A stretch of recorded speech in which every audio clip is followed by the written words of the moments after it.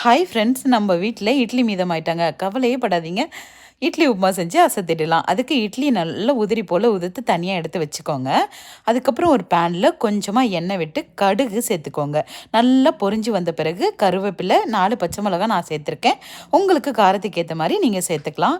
அதுக்கப்புறம் நம்ம குட்டி குட்டியாக நறுக்குன வெங்காயத்தை சேர்த்துக்கலாங்க. வெங்காயமும் நல்லா வதங்கி வந்த பிறகு கொஞ்சமாக உப்பு ஆட் பண்ணிக்கோங்க. சீக்கிரமாகவே நம்மளுக்கு வதங்கிடும். நல்லா வதக்கின பிறகு தான் நம்ம எல்லாத்தையும் சேர்க்கணும். அப்புறம் இஞ்சி ஃப்ளேவருக்காக சேருங்க. சூப்பராக இருக்கும். கண்டிப்பாக ட்ரை பண்ணி பாருங்கள். அதுக்கப்புறம் நெய் ஊற்றி லாஸ்ட்டாக தாங்க கடலை பருப்பும் உளுத்தம் பருப்பும் சேர்க்கணும். அப்போ தான் நம்ம சாப்பிட்றப்போ மொறு மொறுன்னு சூப்பராக இருக்கும். உப்புமாவோட சேர்ந்து சாப்பிட்றப்போ இப்போ எல்லாத்தையுமே நல்லா சேர்ந்து கலந்து வதக்கி விட்டுருங்க. வதங்கின பிறகு நம்ம உதுத்து வச்சுருக்கிற இட்லியே சேர்த்துடலாங்க. நல்லா கிண்டி மிக்ஸ் பண்ணி விடுங்க. அதுக்கப்புறம் கொஞ்சமாக உப்பு ஆட் பண்ணிக்கோங்க. ஏன்னா கம்மியாக தான் இருக்கும் உங்களுக்கு. உப்பு ஆட் பண்ணிவிட்டு லாஸ்ட்டாக கொத்தமல்லி தூவி இறக்குனீங்கன்னா சூப்பரான இட்லி உப்புமா ரெடிங்க. இது உங்களுக்கு பிடிச்சிருக்குன்னு நினைக்கிறேன். லைக்